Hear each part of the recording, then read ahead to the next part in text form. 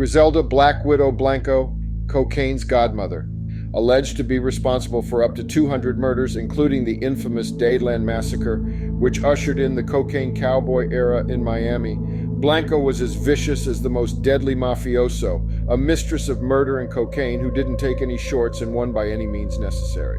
Seth Ferranti here, your guide through the dark corners of the criminal underworld. As an outlaw filmmaker, author, and journalist, I've delved deep into the minds of gangsters, drug lords, and prison gangs. But my journey doesn't stop there.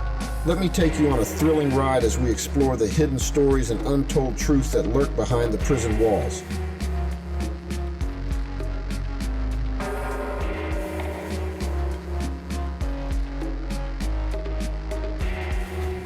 In the glamorous, sun-soaked world of 1970s Miami, cocaine, the drug of the rich and famous, was flooding the streets. But amidst the disco balls and designer clothes, a dark figure emerged, a woman who would forever change the landscape of the drug trade. Her name was Griselda Blanco, aka the Black Widow. From the slums of Colombia, she rose through the ranks with a ruthless ambition and a thirst for power.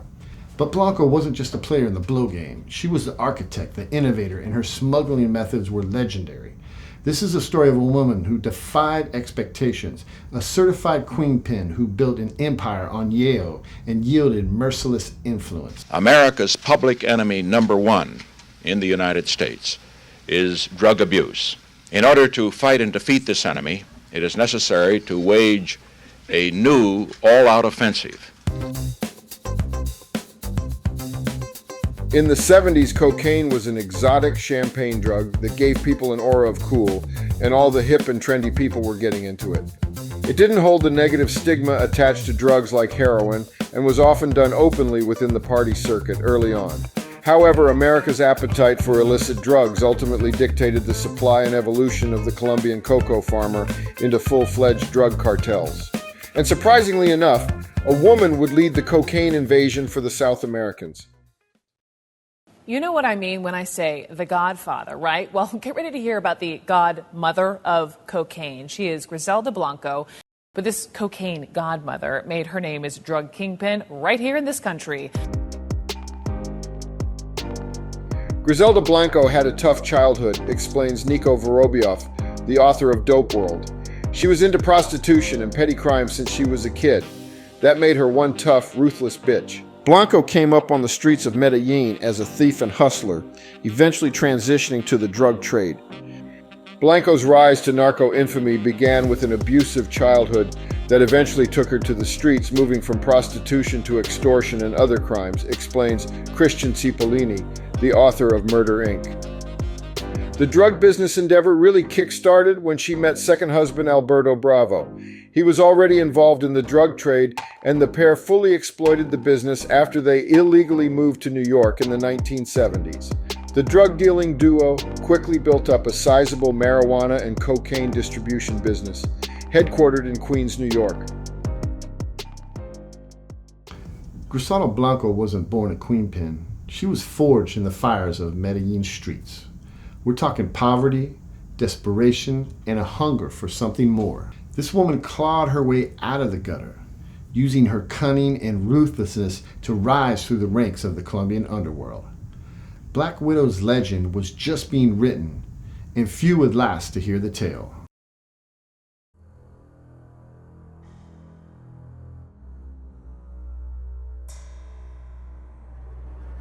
Blanco's femininity was a fascinating counterpoint to the macho gun-toting stereotypes associated with drug lords. But it was her innovative thinking that changed the game.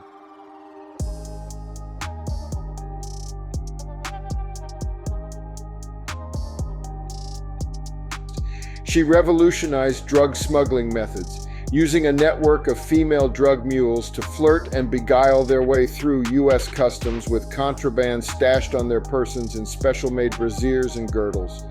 But in 1975, Blanco and Bravo were part of the first major federal indictment for cocaine distribution in the United States. They fled back to Colombia before they could be arrested. That same year, the marriage and partnership came to a dramatic end when a gun battle between the two left Griselda with a gunshot wound to the stomach and Alberto dead. Blanco, who assumed the nom de guerre Black Widow, quickly returned to the States with a new base of operations in Miami and resumed her duties as a trusted associate of the Medellin cartel. She was a trailblazer and oversaw some of the first distribution routes in North America for the cocaine exporters. First from New York in the 1970s when the cartel was pushing marijuana, and then in Miami in the 1980s when the cartel's product turned to cocaine, says Scott Bernstein, the author of the Detroit True Crime Chronicles. She was notoriously bloodthirsty and power-hungry, alleged to be responsible for up to 200 murders, including the infamous Dadeland Massacre, which ushered in the cocaine cowboy era in Miami. Blanco was as vicious as the most deadly mafioso. She was responsible for hundreds of slayings and hundreds of thousands of kilos trafficked. Forget everything you know about America's war on drugs. Where it started, when it started, and most importantly, who was involved. This is the untold history of America's original drug lords.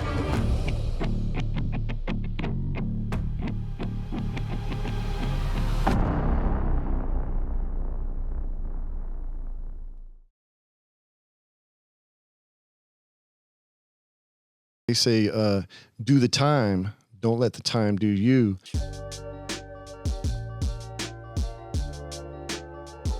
So, I kept my mind outside the fences. I read a lot.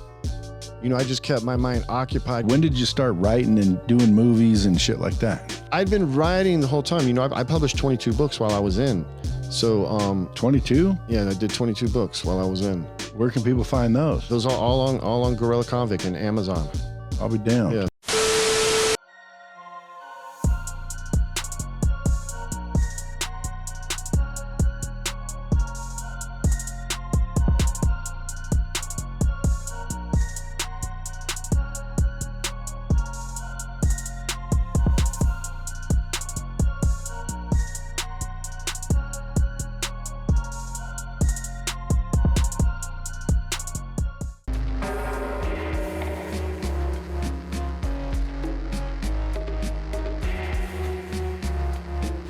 Miami in the 70s and 80s wasn't all sunshine and beaches, man. It was like a powder keg, and Griselda Blanco was the spark that lit the fuse.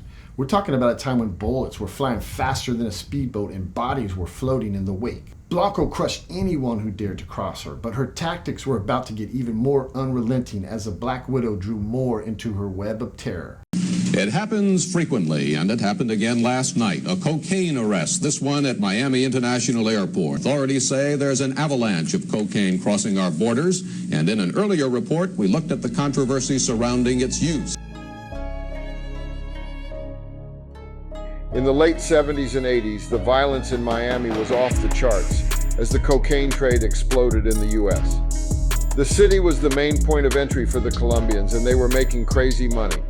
In the early days, different crews, both Colombian and Cuban, clashed over the markets and territories, trying to establish who would control the trade.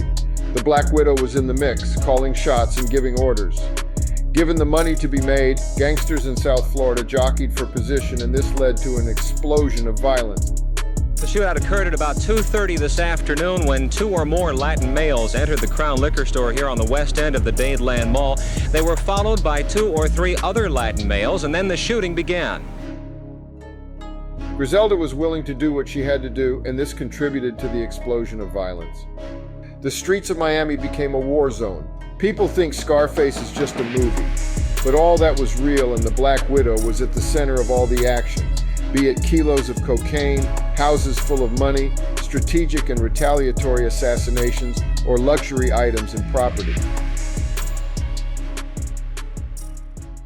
It wouldn't last, though. Blanco was arrested by the DEA in 1985 and indicted in Miami on drug and murder charges, but the case fell apart. Her former hitman was ready to testify against her, and the feds were looking at the death penalty, but the case spun into a scandalous fiasco when her former hitman turned witness and an alleged boyfriend both engaged in phone sex calls with staffers in the prosecutor's office. Now you call me. Go on, pick it up and call. Blanco went from looking at the death penalty to looking at a decade of prison. A fortunate turn for her. In a situation of extraordinary farce out of nowhere, news broke that a secretary for the lead prosecutor at the state attorney's office had been fired for having phone sex with a key witness for the prosecution. The state attorney's office had to recuse themselves from the investigation into Griselda Blanco. The murder case against her was totally compromised.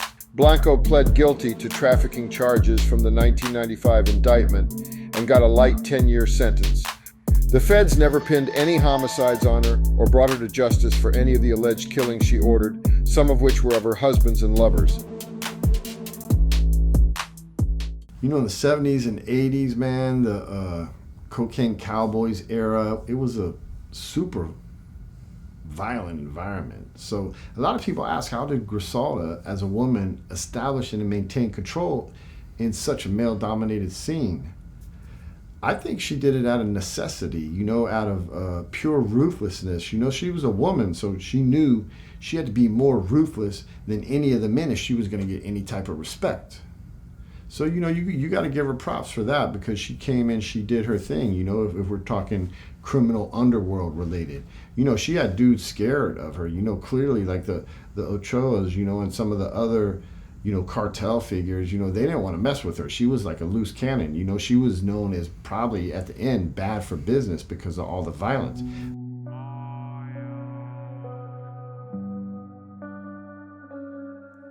While she was serving time in the feds, Blanco was still dabbling in the drug game. She recruited a significantly younger African-American lover, Charles Crosby, to run her new network in LA, plugging him in with her contacts back home who supplied him with unlimited kilos to sell on the California black market. Blanco figured if she was doing time for cocaine, she might as well keep making money from cocaine.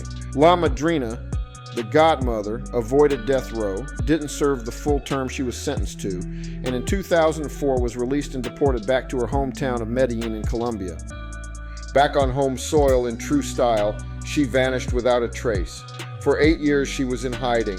Apparently she'd retired, but you can't cut a path through the cocaine underworld like that and not make enemies. The documentary Cocaine Cowboys introduced the legend of Griselda Blanco to the general public. The public was previously unaware of any women serving as major drug lords within the cartels, let alone one as ruthless as the Black Widow, who killed her husbands and lovers at will. The documentary was the beginning of the legend, and Cocaine Cowboys 2 focused solely on her exploits. Is a 69-year-old mother of 4, seen here in one of her many mugshots. As of yesterday, she is dead, gunned down by a motorcycle-riding assassin as she stepped out of a butcher shop in Medellin, Colombia. On September 3rd, 2012, as the legend of Blanco was becoming more mainstream, she was gunned down outside a butcher shop in Medellin. This was a rare trip out in public for the godmother.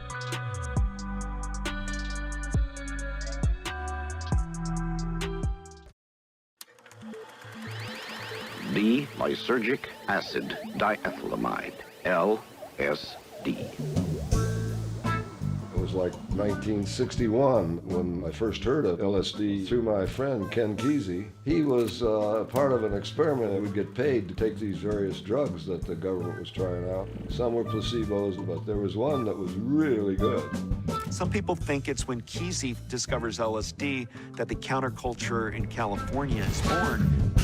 Timothy Leary was telling students across the country to turn on, tune in, and drop out. Dr. Leary, what are you up to here?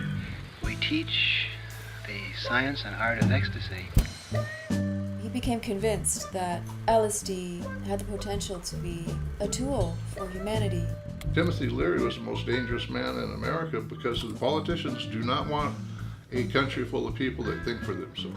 There's nothing grown up or sophisticated in taking an LSD trip at all. They're just being complete fools. When you think about widespread use of LSD in the 60s or MDMA in the 90s, how did that happen? Chemists had to make it. That's how it happened. Owsley had the reputation. They used to call it Owsley's acid.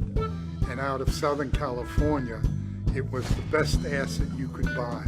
He got busted in '67, and I got busted with him. They came in on us at our lab with guns drawn, 12 of them. You know, it was insane. Police officers came with these black masks on. I just remember laying on the ground and the guy's got a gun to my head and I was actually tripping. You know, I was on LSD. The government was saying this was the largest LSD lab in history, and we're sitting in a cell, and the future being extremely bleak. These are found stories, lives being happily lived and then torn apart that nobody knew about. If it takes another 50 years of fighting these knuckleheads over the right to consciousness, I'll bring it on.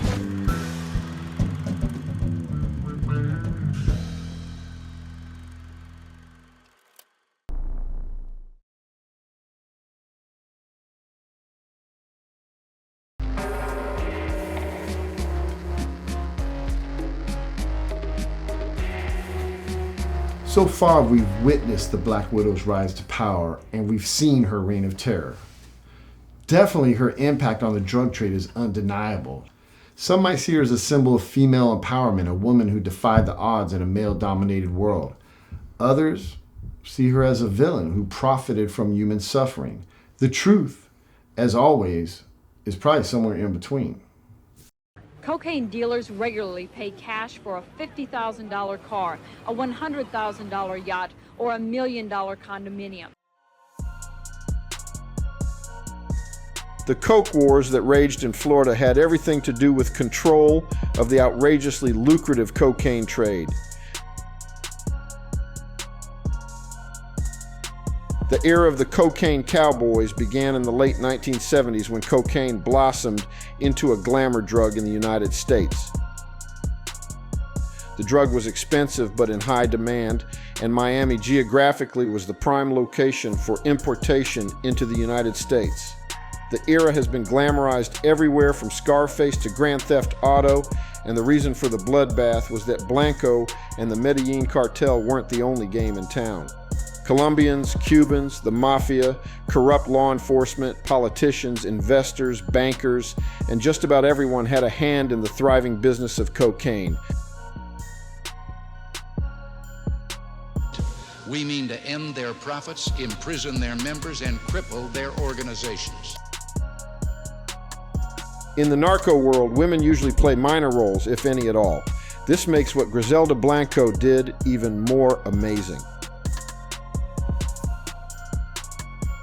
The United Nations Office on Drugs and Crime produced a report in October 2019 that investigated what roles women play in drug trafficking organizations in Colombia. It suggested that women generally work preparing food for laborers, as coca leaf pickers, and as chemists using chemical processes to extract cocaine from the raw materials.